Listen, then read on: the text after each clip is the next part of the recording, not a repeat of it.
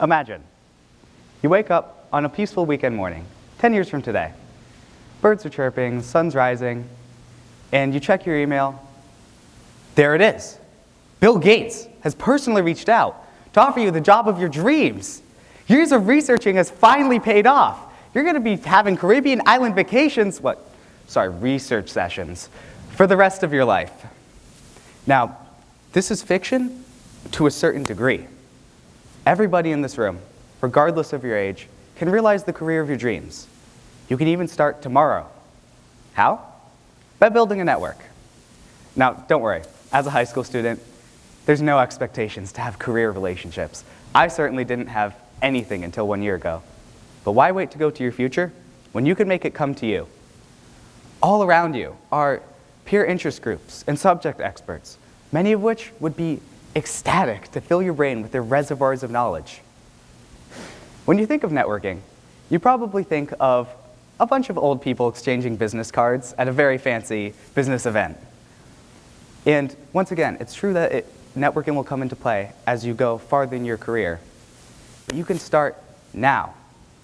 It may not seem like it, but you have more time and ability than you will for a long part of your life when you're still in high school.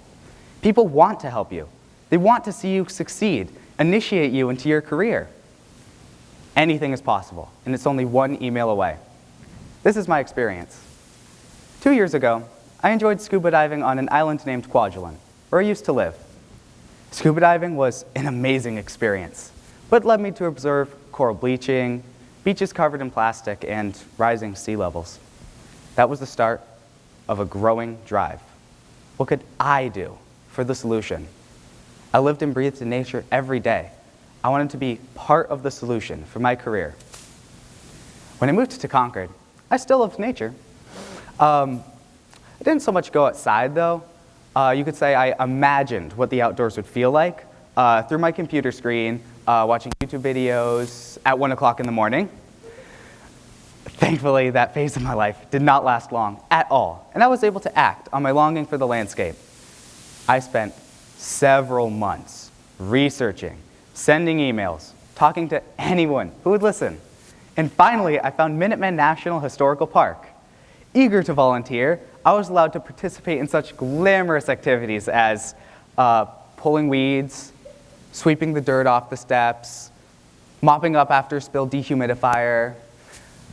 The emails and dialogue continued over time, and eventually I struck gold, a summer internship at the park. What you just heard are the basics of networking, and it's that easy.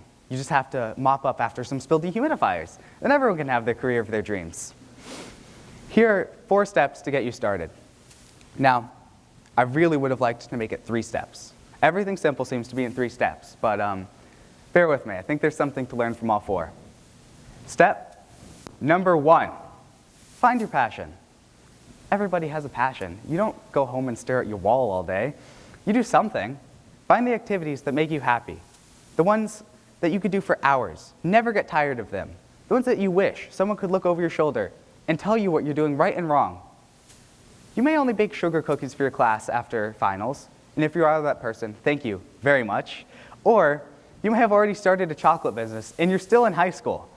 The skill level does not matter at all. The only rule is that you have to be satisfied with whatever it is you're doing. Step number 2, do your research. Your dream position exists, congratulations. It's just hidden within some hours of research, but you'll find it eventually. So explore local colleges, arts festivals, anything to find opportunities. They can be within your neighborhood, town, state, country, even outside of your country. High commitment, low commitment, paid, unpaid, advanced introductory level, public or private. It does not matter. Any career, just like networking, is a process of learning. The more time you spend doing it, finding opportunities and participating, the more expertise you'll gain. With reading, nobody's first book is going to be A History of How Hyperinflation in the Weimar Republic Led to a Rise of Fascism. You start out with something like Green Eggs and Ham, and over time, you gain the expertise to take on anything. And it's because of this that you should discover every single possibility. When researching, definitely start a document and keep track of every single position. I can't tell you how many weeks and the amount of time trying to find these positions was just re-finding old positions. Or maybe looking through one and then applying and realizing I had no idea what I was applying for. So keep track of this as time goes on. You'll get the ability to take on anything. The more positions you'll find, the more you'll be able to accomplish. Step number 3, make contact. This, unfortunately, is going to be a bit of a hard step. Within the context of one email, you have to check so many boxes. You have to keep it brief, you have to keep it formal, you have to be unique, and there's so many more boxes. It would take an entire TED Talk to fill all of them. Here's a very adaptable email format that you can use for almost any opportunity. You'll have to bear with me here once again. It may not have been a good idea to put steps within steps, but I'm going to use letters here. It's very simple. So, letter A, aka sentence number 1, introduce yourself. Say who you are, a relevant title, a high school student, an intern, anything. Letter B, ask about the position you want to achieve. Early on in the email, get straight to the point. Say that you would like to have this position, or just ask a question, any question. Letter C, be unique.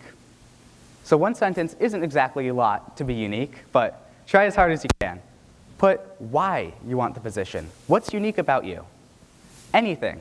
Make yourself stand out as much as possible.